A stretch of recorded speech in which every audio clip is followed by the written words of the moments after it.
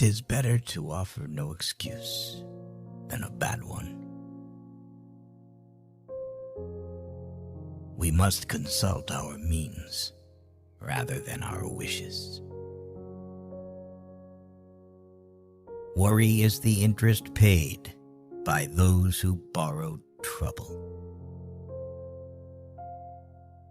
Decision-making, like coffee, needs a cooling process. If freedom of speech is taken away, then dumb and silent we may be led like sheep to the slaughter. A primary object should be the education of our youth in the science of government. Let your heart feel for the afflictions and distress of everyone. Be not glad at the misfortune of another, though he may be your enemy. Strive not with your superiors in argument, but always submit your judgment to others with modesty. Real men despise battle, but will never run from it. Individuals entering into society must give up a share of liberty to preserve the rest. 99% of failures are the ones who make excuses. A bad war is fought with a good mind. There is nothing so likely to produce peace as to be well prepared to meet the enemy. Be courteous to all, but intimate with few, and let those few be well tried before you give them your confidence. True friendship is a plant of slow growth, and must undergo and withstand the shocks of adversity before it is entitled to appellation. It is better to be alone than in bad company. Human happiness and moral duty are inseparably connected. To persevere in one's duty and to be silent is the best answer to calumny. There is nothing which can better deserve our patronage than the promotion of science and literature. Knowledge is in every country the surest basis of public happiness. To be prepared for war is one of the most effectual means of preserving peace. Guard against the impostures of pretended patriotism. Labor to keep alive in your breast that little spark of celestial fire called conscience. Perseverance and spirit have done wonders in all ages.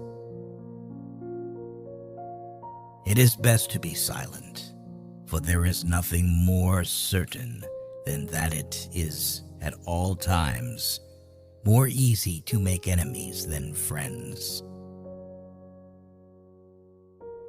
Associate yourself with men of good quality. If you esteem your own reputation, for 'tis better to be alone than in bad company.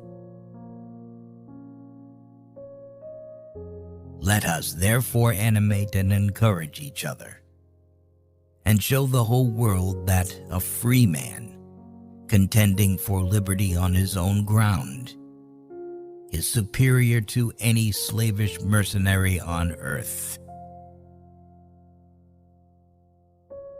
A sensible woman can never be happy with a fool. Few men have the virtue to withstand the highest bidder.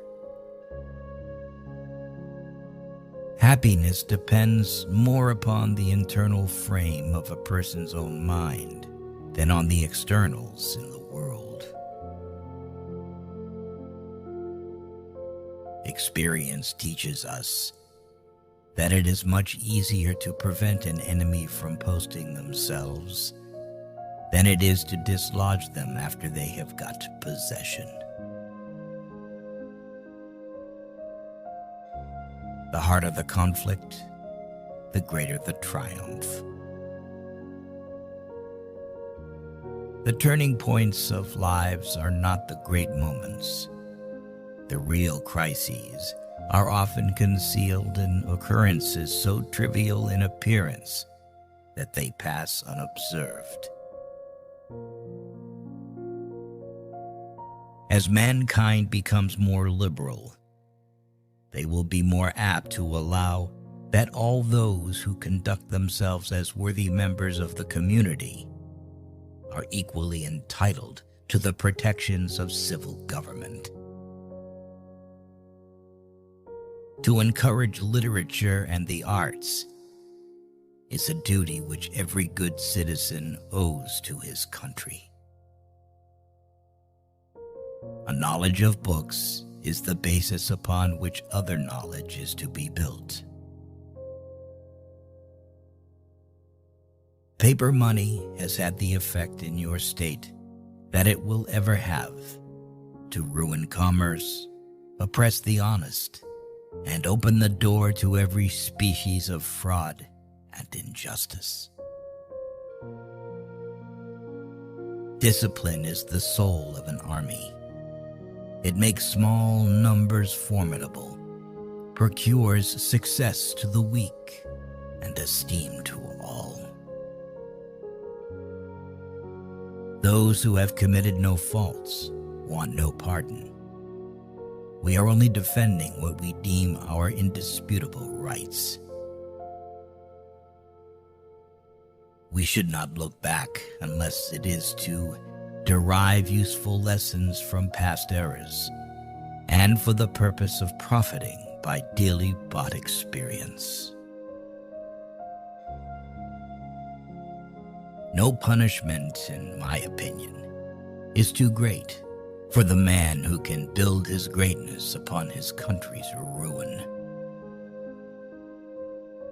The common and continual mischiefs of the spirit of party are sufficient to make it the interest and the duty of a wise people to discourage and restrain it. The nation, which indulges towards another an habitual hatred or an habitual fondness, is in some degree a slave. Never attach where it is obvious. The great rule of conduct for us in regard to foreign nations is, in extending our commercial relations, to have with them as little political connection as possible. Government is not reason. It is not eloquence. It is a force, and force, like fire, is a dangerous servant and a fearful master. In a good family, the husband is blind, and the wife is deaf.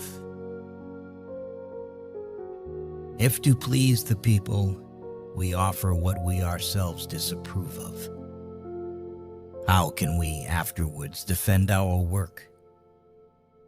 Let us raise a standard to which the wise and honest can repair.